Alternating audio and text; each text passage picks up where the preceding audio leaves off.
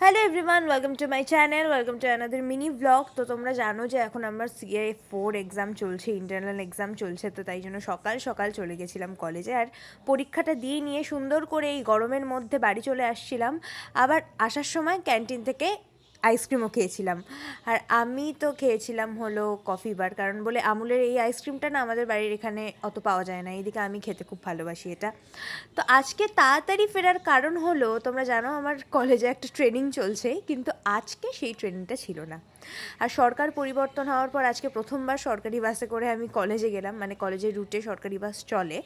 আমি আজকে first time গেলাম, আর দেখলাম যে সত্যিই আমাদের ভাড়া নেয়নি। স্টেশনে গিয়েই দেখলাম যে পায়রাগুলো কি সুন্দর করে খেলছে। যাই হোক, আমার ভিডিও করা দেখে ওরা উড়ে চলে গেল, পালিয়ে গেল।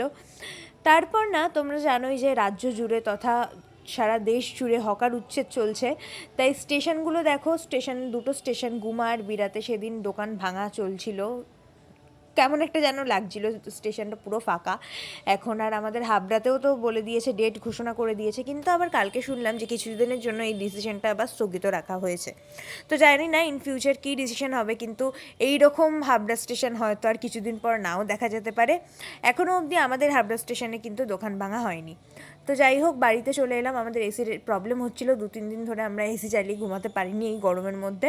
ফাইনালি আমাদের এসি ঠিক হয়েছে। তারপর আমি একটু পেয়ারা খেয়ে নিলাম, আর হুট করে রাত্রিবেলা এত গরম লাগছিল যে আবার আইসক্রিম খাওয়ার ক্রেভিং হচ্ছিল আবার। তাই জন্য সুন্দর করে আবার আইসক্রিম অর্ডার দিয়ে দিলাম। আর শুধু আইসক্রিম দিইনি, তার সাথে পপকর্ন অর্ডার দিয়েছি, যদিও পপকর্নটা আমি খাইনি।